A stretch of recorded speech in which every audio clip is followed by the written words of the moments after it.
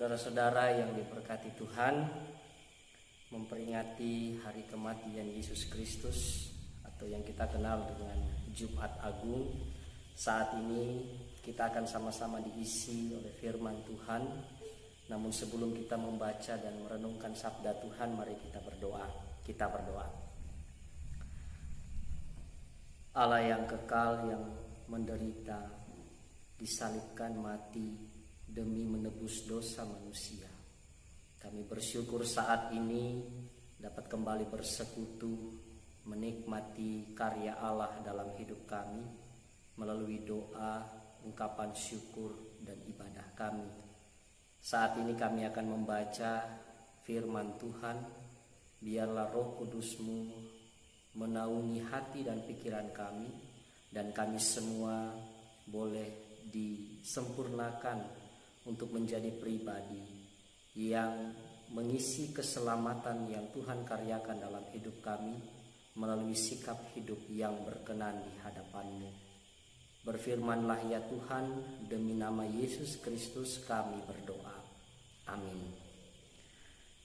Kita sama-sama membuka bagian Alkitab yang akan kita baca dari kitab Perjanjian Baru, Lukas pasal 23 ayat 26 sampai ayat 32. Injil Lukas pasal 23 ayat 26 sampai ayat 32. Firman Tuhan menyatakan, Yesus dibawa untuk disalibkan. Ketika mereka membawa Yesus, mereka menahan seorang yang bernama Simon dari Kirene yang baru datang dari luar kota. Lalu diletakkan salib itu di atas bahunya, supaya dipikulnya sambil mengikuti Yesus. Sejumlah besar orang mengikuti dia, di antaranya banyak perempuan yang menangisi dan meratapi dia. Yesus berpaling kepada mereka dan berkata, Hai putri-putri Yerusalem, janganlah kamu menangisi aku, melainkan tangisilah dirimu sendiri dan anak-anakmu. Sebab lihat akan tiba masanya orang berkata, Berbahagialah perempuan mandul dan yang rahimnya tidak pernah melahirkan dan yang susunya tidak pernah menyusui. Maka orang akan mulai berkata kepada gunung-gunung, runtuhlah menimpa kami, dan kepada bukit-bukit, timbunilah kami. Sebab jikalau orang berbuat demikian dengan kayu hidup, apakah yang akan terjadi dengan kayu kering? Dan ada juga yang digiring dua orang lain, yaitu dua penjahat untuk dihukum mati bersama-sama dengan dia. Demikianlah sabda Tuhan. Saya memberi tema perenungan kita ini dengan judul Terluka tapi tak kehilangan cinta. Terluka tapi tak kehilangan cinta. Ada beberapa catatan yang saya ingin bagikan bagi kita semua berkaitan dengan bagaimana perempuan-perempuan yang dijumpai oleh Yesus menggambarkan bagaimana sosok seorang Yesus. Yesus adalah lelaki yang sangat dikagumi oleh perempuan-perempuan Yerusalem, dan bagaimana tidak, matanya seperti fajar, perkataannya seperti salju yang mendinginkan jiwa. Ucapannya kepada Maria Magdalena, semua lelaki mencintaimu demi diri mereka sendiri. Aku mencintaimu demi dirimu sendiri. Membuat hati perempuan seperti sedang menatap ladang yang subur. Kepada Yohana, istri pegawai istana Herodes, Yesus membiarkannya untuk menempuh jalan yang baik untuk dilalui. Saat dia akan dihakimi, Yesus tidak menghakimi. Yesus membuatnya tidak tertunduk lagi, dan perempuan itu menjadi bebas. Rafka, mempelai perempuan saat pesta perkawinan di Kana, ia memperhatikan Yesus begitu menikmati hiburan dalam pesta itu, dan secara tidak sengaja Yesus mendengar bisikan dari ayah Rafka bahwa anggur mereka telah habis. Segera Yesus berbicara, dan suaranya bagaikan bunga-bunga langit yang mekar ketika malam menyelimuti bumi, dan wajahnya seolah-olah menunjukkan bayangan yang mempesona, sehingga mereka melupakan cawan dan piring yang adalah hidangan bagi para tamu.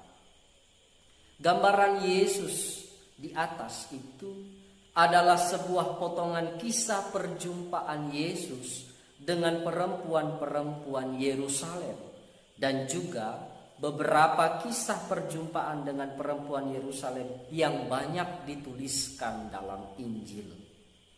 Yesus adalah lelaki yang memberi tempat teristimewa bagi perempuan yang selalu disepelekan oleh masyarakat, dikucil dan dibuang begitu saja. Sebab Yesus tahu bahwa perempuan-perempuan itu akan melahirkan anak-anak yang akan menanggung beban kesalahan para pendahulunya. Mereka akan bersusah payah dan berjuang demi mempertahankan cinta yang pernah dirasakan oleh ibunya dari lelaki agung yang bernama Yesus. Pada saat Yesus tersiksa dengan salib, Yesus tidak memikirkan dirinya sendiri. Dia tetap memikirkan masa depan banyak orang yang lahir dari perempuan-perempuan itu. Dia merasa bahwa tangisan mereka bukanlah untuk pribadinya, tetapi tangisan-tangisan mereka adalah untuk generasi yang akan mereka lahirkan di masa depan. Betapa tulus cinta Yesus bagi manusia. Dia tidak mau bahwa kematiannya hanya sebagai cerita sedih yang banyak orang perbincangkan. Tetapi dia mau agar kisah kematiannya mengubah kehidupan bagi masa depan yang lebih baik. Saudaraku, kisah penyaliban Yesus memperlihatkan kepada kita bahwa di tengah deritanya, dia tetap lelaki agung yang memberikan cinta, bukan agar dia ditolong, bukan agar dia kemudian diringankan hukumannya, tetapi cinta Yesus hanya untuk kita yang saat ini sedang memandang salib Yesus. Di pusaran salib Yesus, kita harus memahami bahwa kematiannya menyediakan bagi kita sebuah tangisan untuk membuang dosa dan memilih untuk hidup di dalam kebenaran. Seharusnya salib itu adalah tempat bagi kita semua untuk dihakimi karena dosa. Tetapi Yesus sendirilah yang berada di tempat itu. Karena salib adalah cara Tuhan untuk pergi menyediakan tempat yang istimewa bagi kita semua. Peristiwa menyedihkan bagi mereka yang melihat cinta agung itu dihina, diabaikan, dicaci maki, dan disiksa, adalah gambaran batin manusia yang selalu ingin hidup dalam cinta yang agung. Saat ini kita pun berkumpul bersama dengan keluarga untuk membangun kebatinan kita yang diisi dengan cinta dari Allah. Kita harus menciptakan keagungan cinta lewat kepekaan dan kepedulian kita kepada sesama. Keluargalah yang memiliki hubungan batin yang sangat kuat dengan kita. Hubungan itu yang harus dijaga agar batin kita memancarkan kepedulian yang menciptakan keadilan bagi sesama. Perjamuan kudus yang kita lakukan saat ini menandakan bahwa kita menyatukan batin ke dalam cinta agung oleh Yesus Kristus. Dia menginginkan agar kita masing-masing tetap bersedia memelihara cinta walaupun kita menghadapi berbagai kesulitan.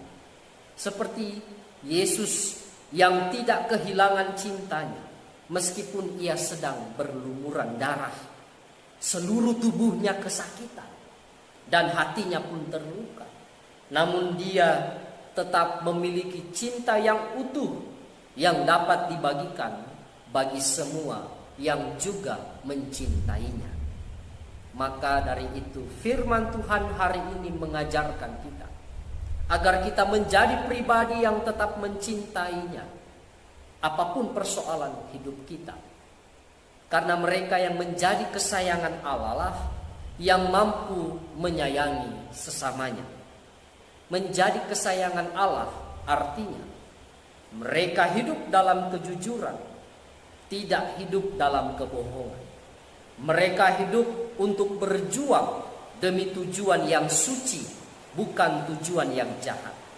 Mereka yang mencintai semua orang tanpa harus menghilangkan cinta dan keharmonisan dalam keluarga, dalam hubungan suami istri, tanpa harus menyakiti hati anak-anak. Karena membagikan cinta kepada orang lain bukan untuk merebut cinta yang sudah kita ikrarkan kepada pasangan dan keluarga kita di hadapan Tuhan. Membagikan cinta kepada sesama berarti menjadi pribadi yang mau berjuang bagi kepentingan bersama, berjuang menghadapi kemelut yang sedang dialami, yang berani menyatakan kebenaran, mendukung setiap orang yang juga ikut berjuang bagi banyak orang. Jangan jadi pribadi yang pesimis, membawa keraguan, tetapi jadilah pribadi yang membawa optimisme, ketangguhan untuk menghadapi kesulitan secara bergotong royong bersama-sama demi kehidupan yang lebih aman dan nyaman. Kiranya salib Kristus, kematiannya saat ini mengingatkan dan mengajar kita untuk menjadi pribadi yang tetap unggul, yang membagikan cinta secara utuh kepada keluarga, kepada sesama, kepada siapapun, walaupun kita sendiri sedang dilanda pergumulan dan kesulitan kita masing-masing. Tuhan memberkati kita semua. Amin.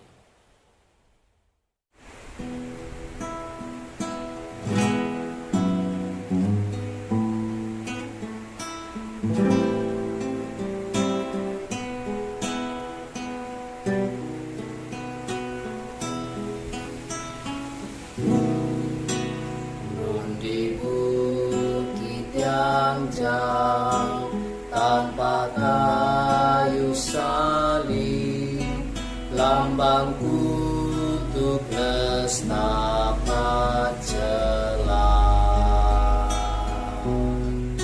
Salib itu tempat Tuhan Maha Kudus menebus umat manusia. Salib itu ku junjung penuh hingga tiba saat ajalku. Salib itu ku rangkum teguh dan mahkota kelak milikku.